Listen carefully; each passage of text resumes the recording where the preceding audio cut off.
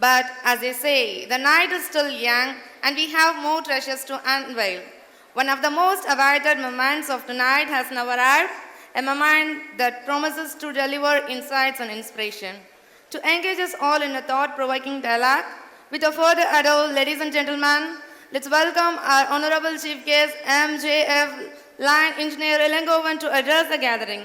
Ideal ஸ்கூலின் இந்த ஆண்டு விழா நிகழ்வில் கலந்து கொள்வதற்காக வீட்டை விட்டு கிளம்பி வாசல்படி வரை வந்துவிட்டேன். வாசல்படி வந்தவனிடம் என் மனைவி கேட்டார்கள், எங்கே போறீங்க? முடிஞ்சுது. போறப்ப எங்கே போறீங்க கேட்டாங்க. கேட்டது யார்? என்னுடைய மனைவி. நான் சொன்னேன், என்னுடைய சிறப்பான பேச்சை பார்த்து, மயிலாடுதுறை லைன் சங்கத்தில் நான் பேசிய என்னுடைய பேச்சை பார்த்து ஐடியல் ஸ்கூலில் என்னை சிறப்பு விருந்தினராக அழைத்திருக்கிறார்கள், அங்கே போகிறேன். ஐயோ, உங்களை அப்படின்ட்டாங்க. சரி போங்க, போகிற இடத்துல உண்மையை பேசுங்கன்னாங்க. நான் ஏதோ பொய்யா பேசுகிற மாரி. அதனால் என்னுடைய பேச்சின் துவக்கத்தில் நான் ஒரு உண்மையை சொல்லி விடுகிறேன். எனக்கு ரொம்ப பேச வராது, ரொம்ப நேரமும் பேச வராது. அப்பா நல்ல வேலை. நான் கூட என்னமோ நினச்சேன், எங்கேயோ கும்போணத்துலேருந்து ஒரு ஆளை பிடிச்சிட்டு வந்திருக்காங்களே, இவன் பாட்டுக்கு 2 மணி நேரம் பேசி நம்ம பிள்ளைங்க ஆடுறது படுறதெல்லாம் கெடுத்து போடுவானே, எவ்வளோ சந்தோஷம். ஒரு பாடக்கூடிய ஒரு பாடகரை அழைத்து வந்து அவன் பாடத் தெரியாது என்று சொன்னால் அவனை கல்லால் அடைத்து விடுவீர்கள். ஒரு ஆடத் தெரிந்தவன் அழைத்து வந்து அவன் எனக்கு ஆடத் தெரியாது என்று சொன்னால் அவனை அறைந்து விடுவீர்கள். ஆனால் ஒரு பேச அழைத்துட்டு வந்து அவன் பேச தெரியாது சொன்னால் சந்தோஷம். இதுதான் இன்னைக்கு உள்ள பேச்சாளர்களுக்குள்ள நிலைமை.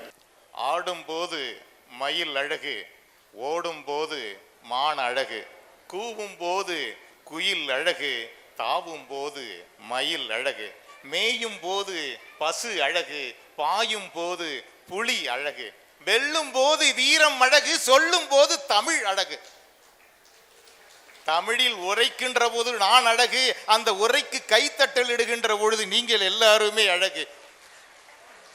இப்படி அழகாக இருக்கின்ற இந்த அவையில் பேசுகின்ற வாய்ப்பை பெற்றமைக்கு இந்த பள்ளியின் தாளாளர் அவர்களுக்கும் தலைமை ஆசிரியர் அவர்களுக்கும் என்னுடைய மாலை நேர தமிழ் வணக்கத்தை நான் தெரிவித்துக் கொள்கிறேன். வணக்கம்.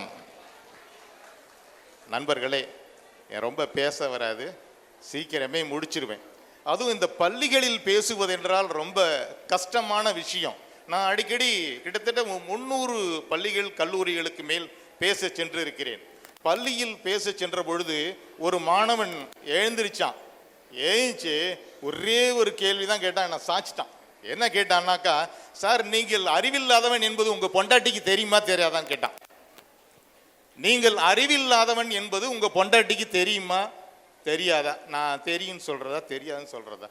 மேடம் நீங்க தான் சொல்லணும். நீங்க அறிவில்லாதவன்கிறது உங்க பொண்டாட்டிக்கு தெரியுமா தெரியாதான்னு கேட்குறான். நான் தெரியும்னு சொல்றதா தெரியாதுன்னு சொல்றதா? இந்த கேள்விக்கு பதில் சொன்னாதான் நான் அங்கே போய் தொடர முடியும். நான் சொன்னேன், நான் அறிவில் ஆதவன் என்பது என் மனைவிக்கு தெரியும் என்று சொன்னேன். நான் அறிவில் ஆதவன் என்பது என் மனைவிக்கு தெரியும் என்று சொல்லி அன்னைக்கு தப்பிச்சு உடையாந்த. நண்பர்களே, கொஞ்சம் அமைதியாக இருந்தீங்கன்னா உங்களுக்கும் நல்லா இருக்கும், எனக்கும் நல்லா இருக்கும். அதாவது இந்தியாவின் சொத்து, இந்த தேசத்தின் சொத்து வங்கிகளில் இல்லை, ஆரம்ப பள்ளிகளில் இருக்கிறது என்று ஒரு அறிஞர் சொன்னார். யாரும் தெரியுமா? இந்தியாவின் சொத்து வங்கிகளில் இல்லை, ஆரம்ப பள்ளிகளில் இருக்கிறது என்று சொன்னார். அவர் யாரும் அல்ல, மௌலானா அபுல் கலாம் ஆசாத், இந்திய நாட்டின் முதல் கல்வி மந்திரி சொன்னார். அது மிக மிக சரியான உண்மை. இந்திய தேசத்தின் சொத்து பள்ளிகளில் தான் இருக்கிறது. நீங்கள் தான் அந்த சொத்து. அதனால்தான் அவருடைய பிறந்த நாளான நவம்பர் 11 தேசிய கல்வி தினமாக நாம் கொண்டாடி கொண்டிருக்கிறோம். அப்படிப்பட்ட சொத்துக்களை நல்ல முத்துக்களாக்குவதற்காகத்தான் நான் இங்கே வந்திருக்கிறேன். பள்ளிக்கூடத்துக்கு நாம் எதுக்காக வருகிறோம்? அதாவது இந்த கேள்விக்கு யாராவது பதில் தெரிஞ்சாக அந்த மைக் வருது, அது சொன்னீங்கன்னா சரியான விடை சொல்றவருக்கு சிறப்பான பரிசு அளிக்கப்படும். நம்ம வீட்டு பக்கத்துல ஒரு புள்ள படிச்சு சாப்பிட மாட்டேன்னு அடம் பிடிச்சது, படிக்க மாட்டேன்னு அடம் பிடிச்சிருந்தது. அந்த அம்மா வந்து சொன்னாங்க, டேய் மகனே, பள்ளிக்கூடத்துக்கு எதுக்கு வர்றோம்? யார் வேணாலும் சொல்லலாம். பள்ளிக்கூடத்துக்கு படிக்க வரோன்னு மட்டும் சொல்லுங்க. கொடுங்க சார், ஐயா கிட்ட கொடுங்க. பள்ளிக்கூடத்துக்கு நாம் எதுக்கு வருகிறோம்? நமது கல்வி அறிவை இம்ப்ரூவ் பண்றது தான், டெவலப் பண்றது.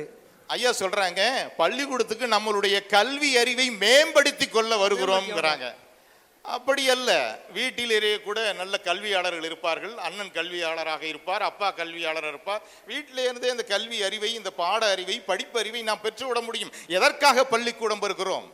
நண்பர்களே, இந்த ஒரு குழந்தை இந்த பிறக்கிறது என்றால், ஒரு குழந்தை இந்த ஜனிக்கிறது என்றால், அந்த குழந்தைக்கு வீட்டிலே முதலில் அம்மா என்ற உறவு இருக்கும், வீட்டிலே அப்பா என்ற உறவு கிடைக்கும், அண்ணன் என்ற உறவு கிடைக்கும், மாமா என்ற உறவு கிடைக்கும், சித்தப்பா சித்தி தாத்தா பாட்டி அத்தை என்ற அனைத்து உறவுகளும் கிடைக்கும். ஆனால் பள்ளியில் மட்டும்தான் ஒரே ஒரு உறவு கிடைக்கும். என்ன உறவு? நண்பன்டா, என் நண்பன் என்கின்ற அந்த உறவு பள்ளியிலே தான் கிடைக்கும். ஆகவே பள்ளிக்கூடம் வருவது படிப்பதற்காக அல்ல. நாம் அந்த கல்வியை, அந்த பாடங்களை, அந்த அறிவை நாம் வீட்டிலிருந்தே பெற முடியும். பள்ளிக்கூடம் வருவது எதற்காக என்றால் பழகுவதற்காக. பழகுவதற்காக. எதை பழகுகிறீர்கள்? பள்ளிக்கூடத்தில் முக்கியமாக ஒன்றை பழகுறோம். நம்ம வீட்டு பக்கத்தில் ஒரு குழந்தை படிக்க மாட்டேன்னு அடம் பிடிச்சிட்டு இருந்தது. அந்த அம்மா சொன்னாங்க, டேய் குமாரு, நீ படிக்கலைன்னா போலீஸ்ட்டு பிடிச்சி கொடுத்துருவேன்னாங்க. அவன் சொன்னான், போலீஸா? மாமாவா? வரச்சொல்லு பார்த்துக்கலான்னா. அடுத்து சொன்னாங்க, டேய் குமாரு, நீ படிக்கலைன்னா பேயிட்ட பிடிச்சி கொடுத்துருவேன் அப்படின்னாங்க. அவன் சொன்னா, பேயா? முனி பாட்டு 2ல வருமே அந்த பேய் தானே, வரச்சொல்லு அப்படிங்கிறான். ஏன்னா இப்பெல்லாம் பிள்ளைங்க பேய் படம் தான் நிறைய பார்க்குது. அடுத்தது இப்படி சொல்லிக்கிட்டே இருந்தாங்களே, டேய் உங்க டீச்சர் வராங்கடா, ஓடிவிட்டான் விடுற. அதாவது பேய்க்கு பயப்படாத புள்ள, போலீஸுக்கு பயப்படாத புள்ள, பிசாசுக்கு பயப்படாத புள்ள, டீச்சர் வராங்கன்னு உள்ள போனா பார்த்தீங்களா? அதுதான் சார் அந்த கீழ்ப்படிதல் தன்மை. தன்னுடைய ஆசிரியருக்கு கீழ்ப்படுகின்ற அந்த உன்னத குணம். பள்ளிகளிலே இந்த கீழ்ப்படிதல் குணத்தை நீங்கள் கற்றுக்கொள்ளவில்லை என்றால் வேறு எங்கும் கற்றுக்கொள்ளவே முடியாது. தன்னை விட அறிவில், தன்னை விட வயதில், தன்னை விட திறனில் மூத்தவர்களுக்கு கீழ்ப்படுகின்ற அந்த ஒழுக்கம் பள்ளிகளில் மட்டும்தான் நீங்க பெற முடியும். ஆகவே அதற்குத்தான் நாம் பள்ளிக்கூடம் வருகிறோம். படிப்பதற்கு என்பதெல்லாம் அப்புறம்தான். படிக்கிறது, அறிவை பெருக்கிறதெல்லாம் எங்கிருந்து வேணாலும் வச்சுக்கலாம். ஆகவே நண்பர்களே, பள்ளிக்கூடத்தில் மட்டும்தான் அந்த ஒழுக்கத்தை நாம் பெற முடியும். விளையும் பயிர் முளையிலே தெரியும் என்று சொல்லுவார்கள். பின்னாளில் நீங்கள் எப்படி வரப்போகிறீர்களோ, உங்களிடம் மறைந்து கிடக்கின்ற அந்த ஆற்றல், உங்களிடம் ஒளிந்து கிடக்கின்ற அந்த உங்களுடைய திறன், இதெல்லாம் இந்த பள்ளி வாழ்க்கையிலே கண்டறியப்பட வேண்டும். அது கண்டறியப்பட்டு வளர்த்தெடுக்கப்பட வேண்டும். ஒருவரை போல் ஒருவர் இல்லை, உங்களை போல் ஒருவரும் இல்லை, ஒருவரை போன்றும் நீங்கள் இல்லை. Everybody is unique. நீங்கள் ஒவ்வொருவரும் தனிச்சிறப்பு மிக்கவர்கள். அப்படி என்ன சார் நாங்கள் பள்ளிக்கூடத்தில் படிக்கிறப்ப பெருசாக சாதிச்சு கீழ்ச்சிட முடியும் அப்படின்னு நீங்கள் கேட்குறது என் காதில் விழுது. எனக்கு ரொம்ப பேச வராது, முடிச்சிருவேன். நண்பர்களே, அதெல்லாம் ஒன்றுமில்லை.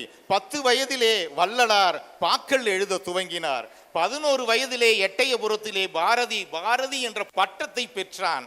12 வயதிலே துப்பாக்கி முனைகளுக்கு முன் நின்று கொண்டு மதத்தின் பெயராலும், இனத்தின் பெயராலும், பாலினத்தின் அடிப்படையிலும் பெண்களுக்கு கல்வி மறுக்கக்கூடாது என்று கூறி நோபல் பரிசு பெற்ற போது மாலாலாவுக்கு வயது 12. இங்கிலீஷ் கால்வாயை கடந்து சாதனை புரிந்த பொழுது குற்றாலீஸ்வரனுக்கு வயது 13. கரூர் அரங்கம்பாளையத்தைச் சேர்ந்த சபீதா என்ற பெண் அகில இந்திய அளவிலே மாணாக்கு விருது பெற்று 30 லட்சம் கோடி செலவில் நதிநீர்களை இணைக்க அகில இந்திய அரசாங்கம் திட்டமிட்ட பொழுது பூமிக்கு அடியிலே குழாய் பதித்து 3 லட்சம் கோடியில் அதை நிறைவேற்ற முடியும் என்று சொன்ன சபீதாவுக்கு வயது 14. நண்பர்களே, தமிழ்நாடு குழந்தைகள் ஊட்டச்சத்து நிபுணர் ஊட்டச்சத்து அம்பாசிடர் என்ற பதவியை பெற்ற பொழுது சென்னையைச் சேர்ந்த ஹசினிக்கு வயது 15. தன்னுடைய தந்தையின் படைக்கலன்களில் படை தளபதியாக பொறுப்பை ஏற்றுக்கொண்ட பொழுது அலெக்சாண்டருக்கு வயது 16. பைசா நகரத்து சாய்ந்த கோபுரத்தை ஆய்வு செய்த போது கலீலியோக்கு வயது 17. அவ்வளவு ஏன் சொல்ல வேண்டும்? அவ்வளவு தூரம் ஏன் நாம் செல்ல வேண்டும்? சமீபத்திலே உலக அளவிலே செஸ் போட்டியில் உலக சாம்பியன் பட்டம் வென்ற குகேஷின் வயது, இளம் செஸ் சாம்பியன், உலக அளவிலே இளம் செஸ் சாம்பியன் என்ற ஒரு உன்னத பட்டத்தை அடைந்த பொழுது குகேஷின் வயது 18. உங்க பேரு தம்பி? உங்க பேரு, உங்க வகுப்பு சொல்லுங்க. சைஃபான் ரஷீத் என் பேர். என் வயசு வந்து 14 வயசு.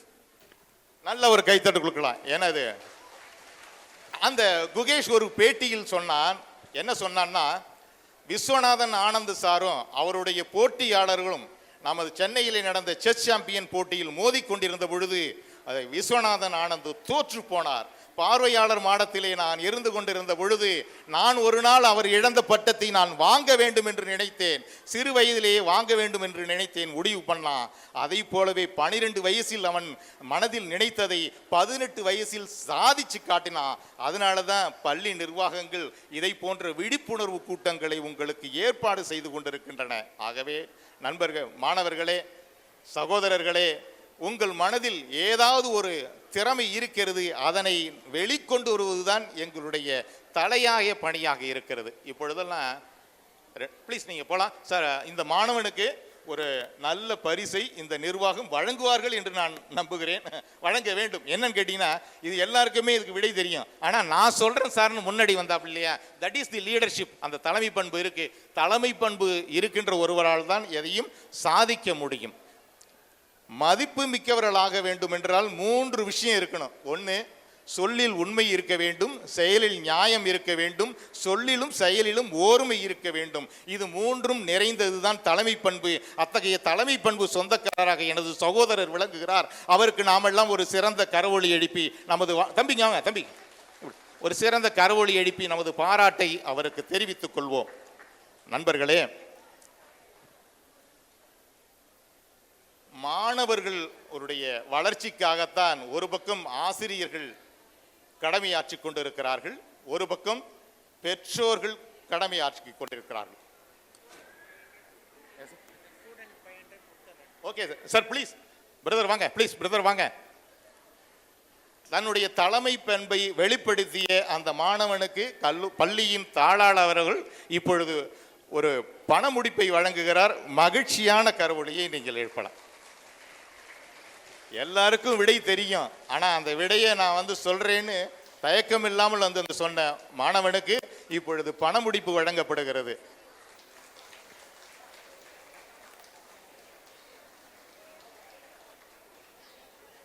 இதை போல இன்னும் நிறைய கேள்வி வரும்.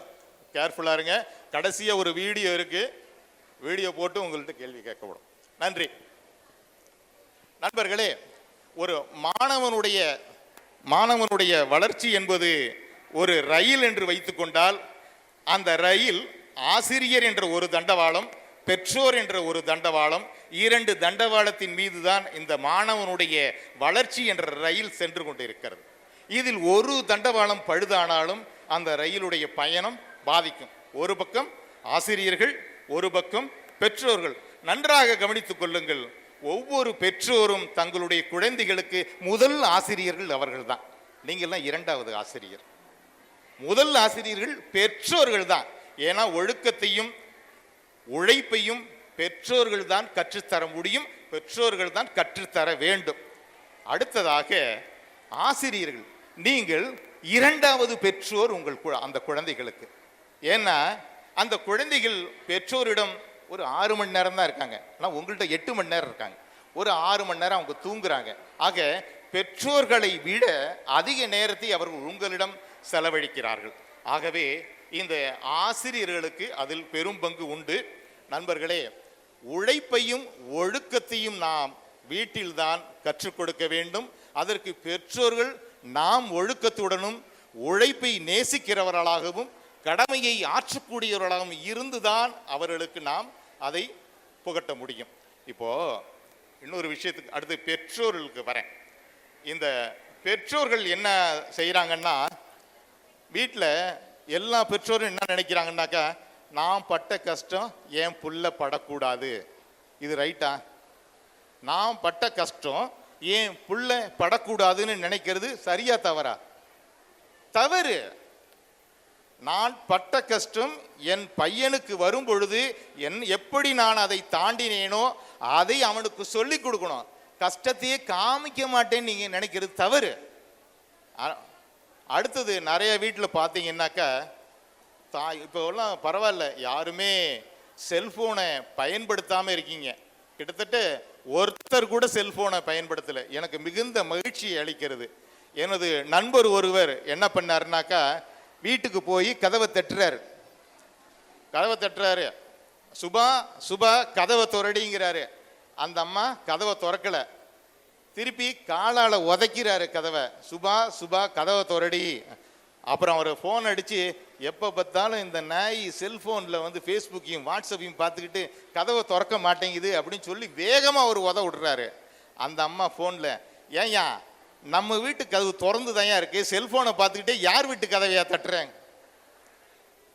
ஆக இந்த செல்ஃபோன் வந்து இந்த வாட்ஸ்அப்பை கண்டுபிடித்த அந்த ஜாக்கூன் என்ன சொல்கிறாருன்னா, இந்த வாட்ஸ்அப் அப்ளிகேஷனை நாங்கள் தான் கண்டுபிடித்தோம்.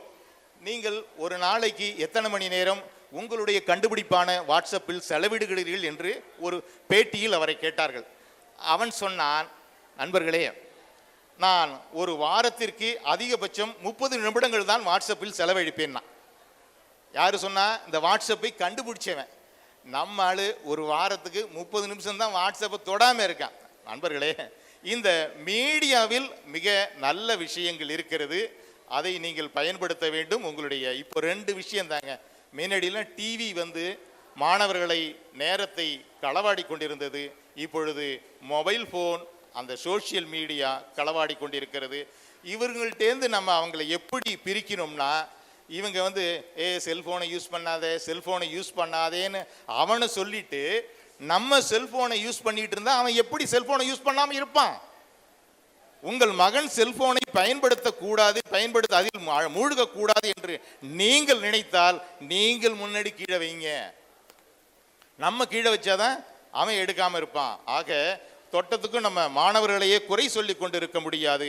நாம் முன்மாதிரியாக வாழ்ந்து காட்ட வேண்டும். அவர்கள் நாம் சொல்லாமலேயே நம்மை பின்பற்றுவார்கள். நண்பர்களே, இன்னொரு விஷயம், நீங்கள் எல்லாம், இந்த மாணவர்கள் எல்லாம், இங்கே உள்ளவர்கள் எல்லாம் ஆசீர்வதிக்கப்பட்டவர்கள்.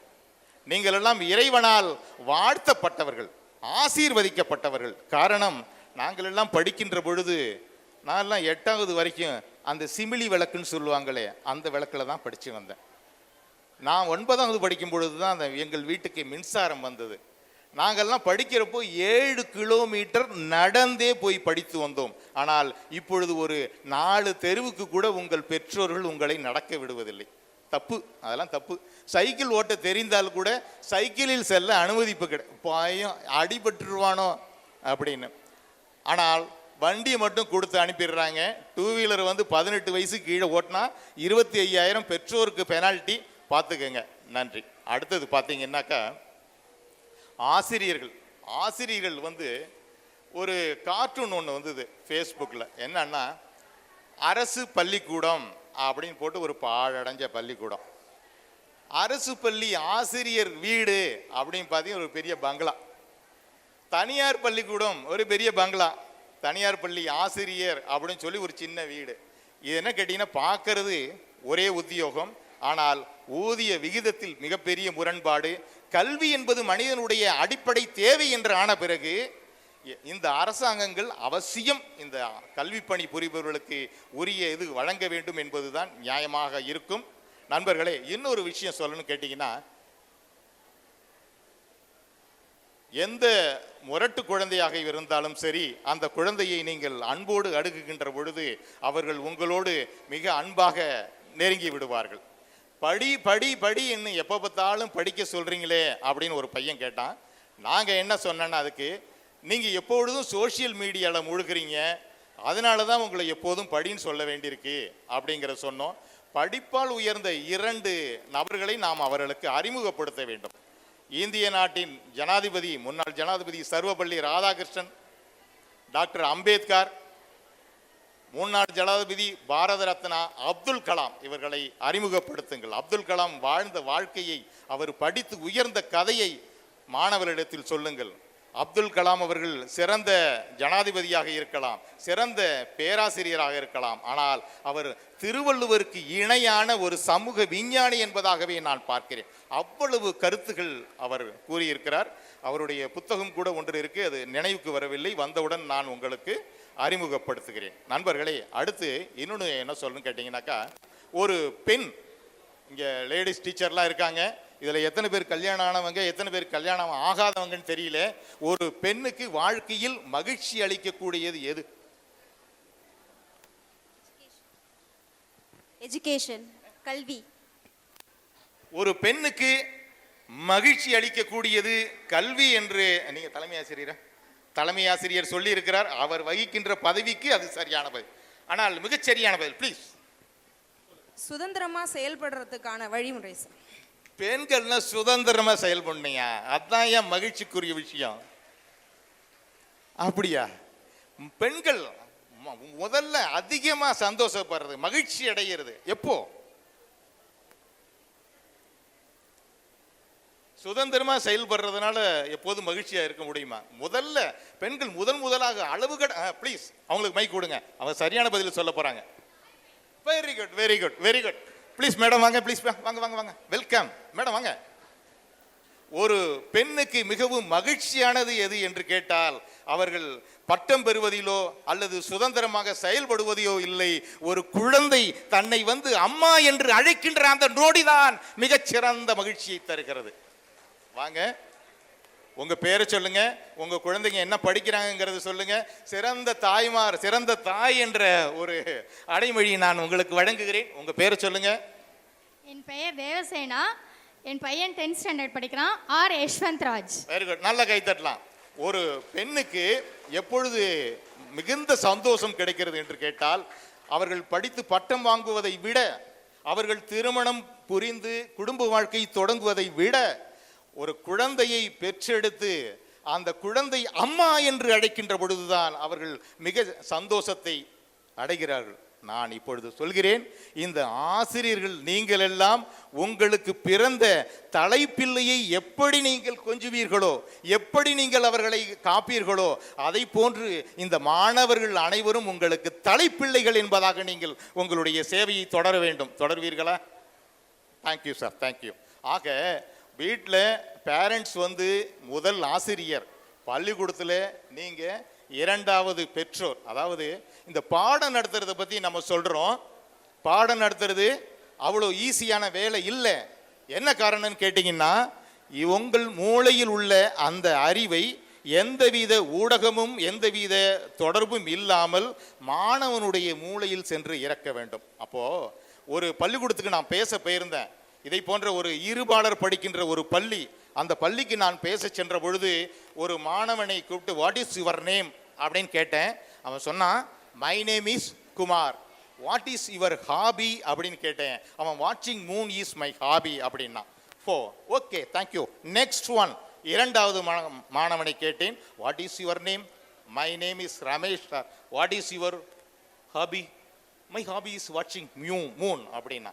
ஓகே, அடுத்தது மூன்றாவது நபரை கேட்டேன், what is your name? My name is Kuppusamy sir.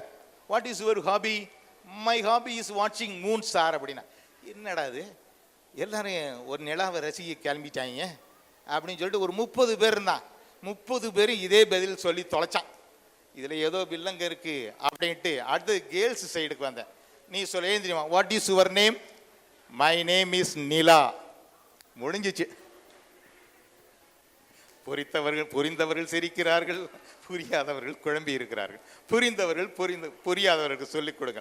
My name is moon, my name is Nila அப்படின்னா, ஐயோ விட்டுருங்க, இன்னமே இந்த கேள்வி கிடையாது, நான் வர்றேன் அப்படின்ட்டு வந்துட்டேன்.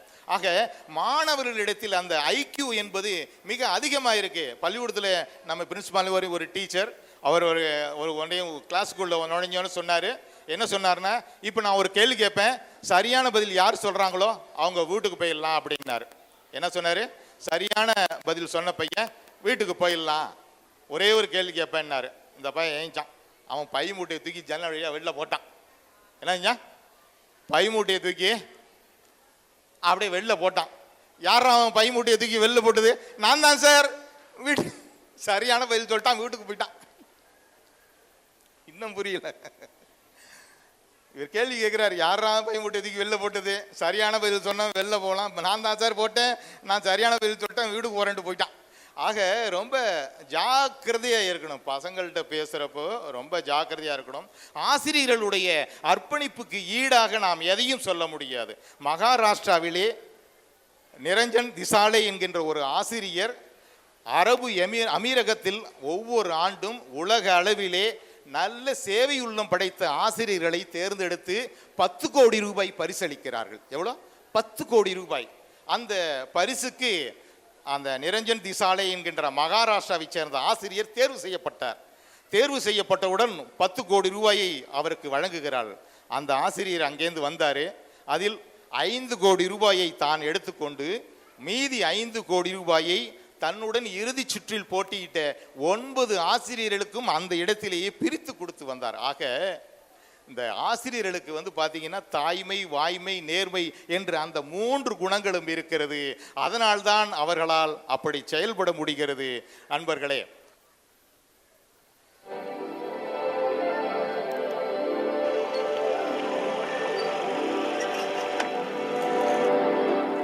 டீ சாப்பிட்டு போகலாம் வா. எனக்கு வேணாம்ப்பா, நீங்கள் போய் சாப்பிடுங்க. அண்ணா ஒரு டீ போடண்ணே.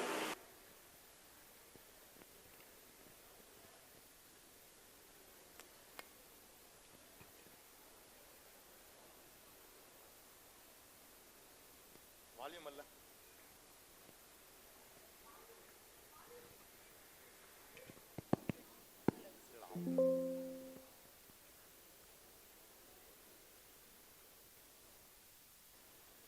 ஆடியோ இல்ல சார்.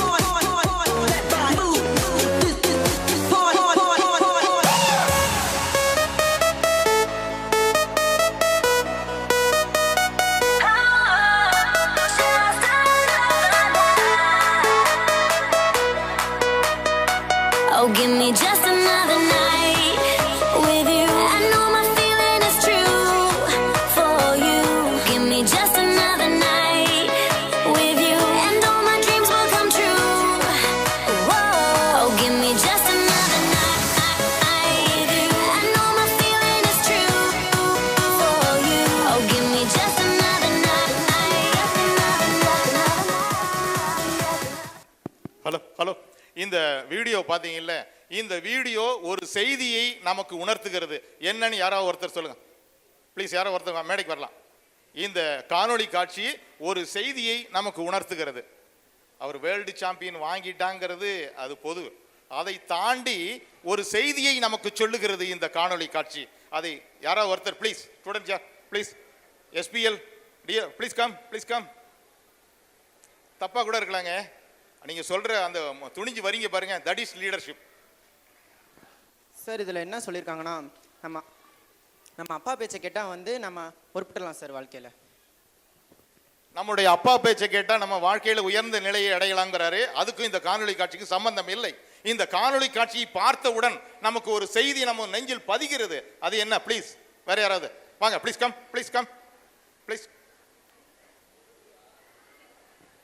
ஒரு மிகப்பெரிய உண்மையை, ஒரு செய்தியை நமக்கு பதிய வைக்கிறது. சொல்லுங்க. நாம் ஜெயிச்சாலோ அல்லது தோத்தாலோ நம் கடவுளையே வேண்ட வேண்டும். இல்லை, இது பொருத்தமற்ற பதில். Please please come, please come. சீக்கிரம் வாங்க. அடுத்து கலை நிகழ்ச்சி குழந்தைகள் வாங்க வாங்க. அனையமே இன்னைக்கு எல்லா பரிசு நீங்க தான். வாங்க வாங்க வாங்க வாங்க. தாய்க்குள்ளமே வாங்க. Hello please.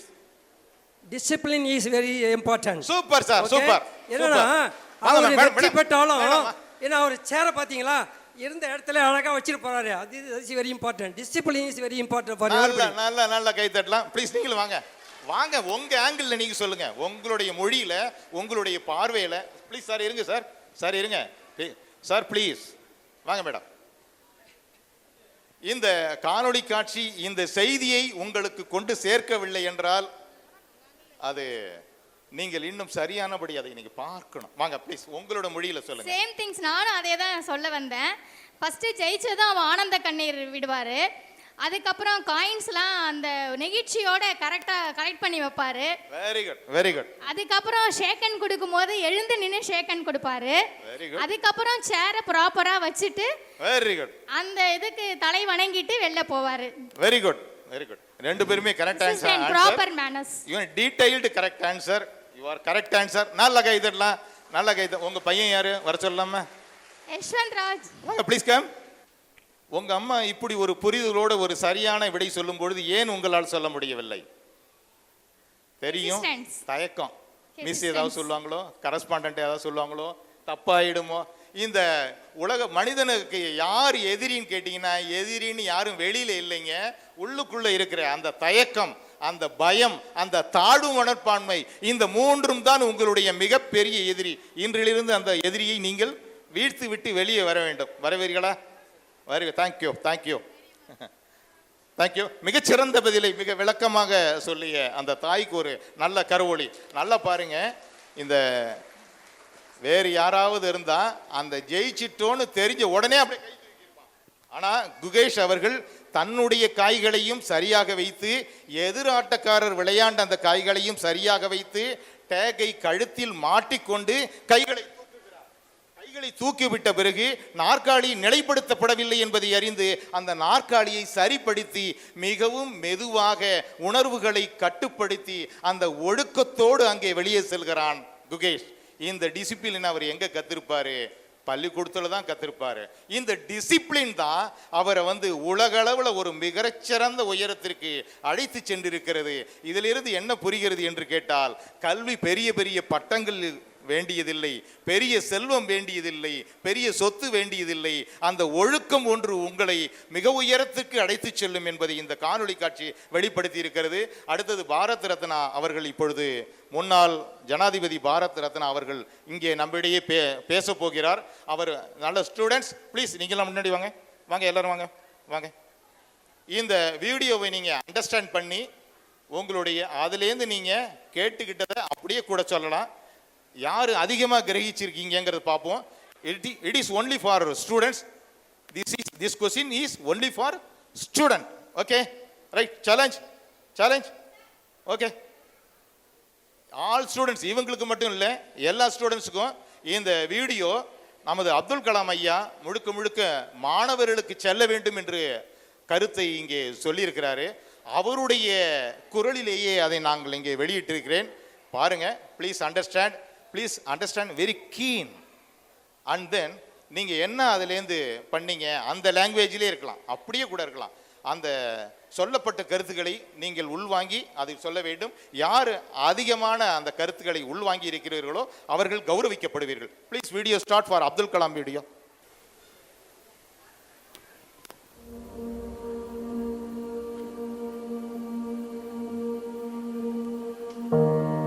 What is the one action which will make you great? Every one of you has a page in the history of the world. What is that page? How do you make that page which is going to be referred by the prosperity? There is a need to give a vision to your ambition. What I will be remembered for? What I will be, each one of us has to ask the question, what I will be remembered for? If you find an answer for this question in a few lines, that of out of box idea will drive you for the rest of your life. You will definitely thinking something different on our out of box mission. What are they? I learned every youth wants to be unique. Every youth wants to be unique. But the world around you is doing its best day and night to make you just everybody else. Whether you want to be you or everybody else. Everybody else is convenient at the first glance, but not satisfying in the long vision. The challenge, therefore, my young friends, is that you have to fight the hardest battle which any human being can ever imagine to fight, and never stop fighting until you arrive at your destined place. That is the unique you. To get the unique you, it's a big battle. The battle means you don't need to take a gun. The battle means you have to have 4 unique things. 4 unique tools you must have in that battle. One is you have to set the goal. The second one is acquire the knowledge continuously. And third one is the hard work with the devotion. And fourth is perseverance.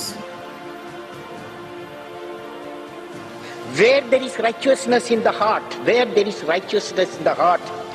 is beauty in the character. When there is beauty in the character, there is harmony in the home. When there is harmony in the home, there is an order in the nation. When there is order in the nation, there is peace in the world.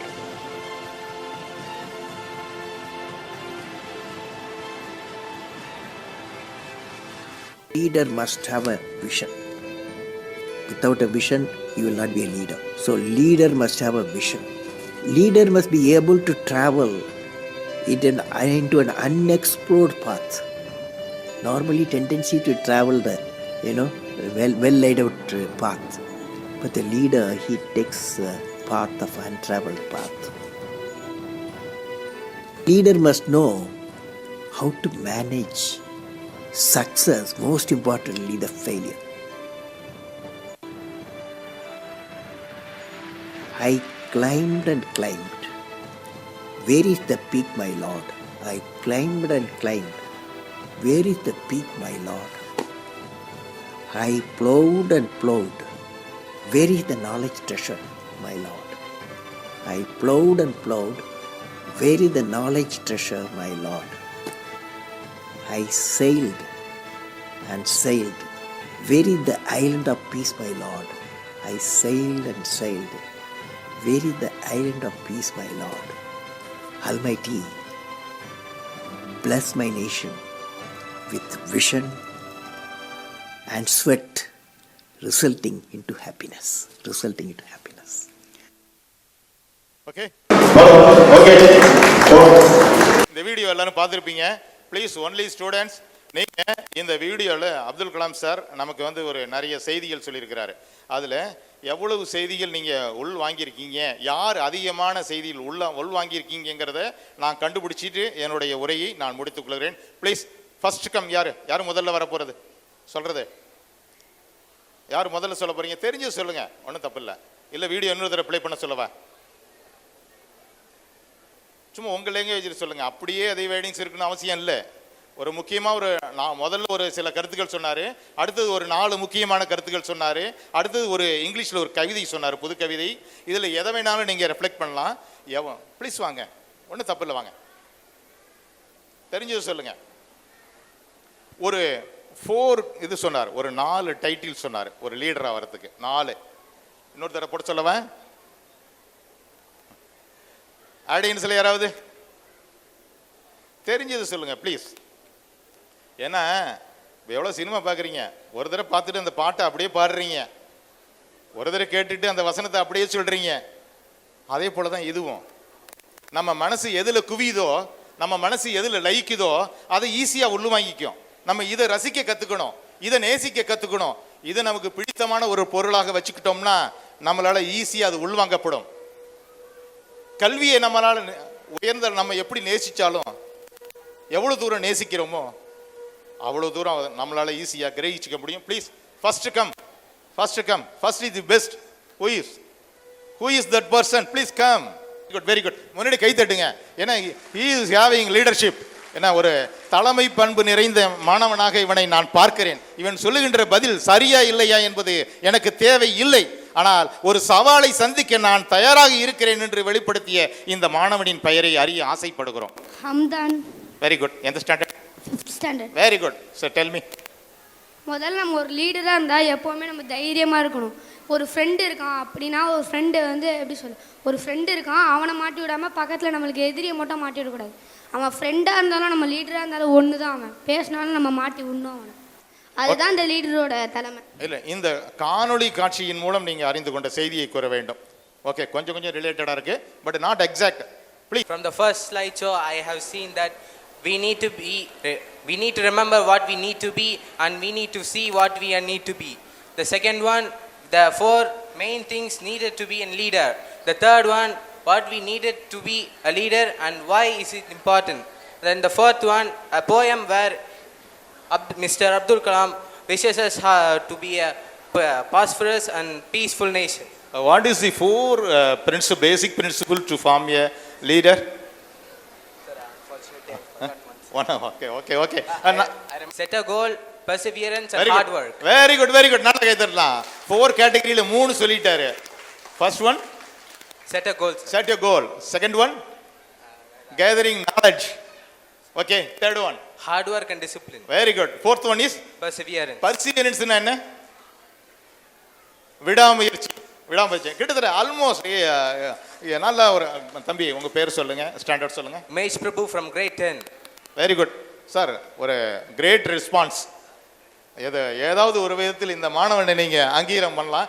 இவ்வளோ பெரிய கேதரிங்கில் the students only spell the answer, correct answer. அந்த video பார்த்த பிறகு so இந்த audience வந்து எல்லாரும் ஒரு மிகச்சிறந்த கைத்தட்டலை வழங்கலாம் இந்த மாணவருக்கு. நான் நிறைய தலைமை பண்புகள், டைம் மேனேஜ்மெண்ட், அந்த ஸ்கூல் ஸ்டூடெண்ட்டுக்கு அவருடைய எலிவேட் பண்ணுறது. Please come, please student. இந்த சிறப்பான முறையில் தன்னுடைய அந்த கருத்தை வெளிப்படுத்திய இந்த மாணவனுக்கு பரிசு கொடை வழங்கி மகிழ்கிறார் தாளாளர். நல்ல சந்தோஷமா கைத்தட்டுங்க. நீங்க கைத்தட்டீங்கன்னா நாளைக்கு உங்க பிள்ளையும் இதை மாரி வாங்கும். Okay, thank you. வேற யாராவது சொல்ல வரீங்களா? நிறைய கருத்து. இவர் சொன்னது மிடில் பார்ட் சொல்லியிருக்கிறாரு. ஃபர்ஸ்ட் பார்ட்டில் ஒன்று சொன்னார். யாருக்காவது ஞாபகம் இருக்கா? யாராவது சொல்லலாமா ப்ளீஸ்? முதல் பார்ட்டில் ஒன்று சொன்னார். ரொம்ப அழகான வாக்கியங்கள், மிக அழகான அற்புதமான வாக்கியங்கள், மனதில் எப்பொழுதும் நிலைநிறுத்த வேண்டிய வாக்கியங்கள், மாணவர்களாகிய நீங்கள் மனதில் அப்படி பதிய வைக்க வேண்டிய வாக்கியம். ப்ளீஸ்.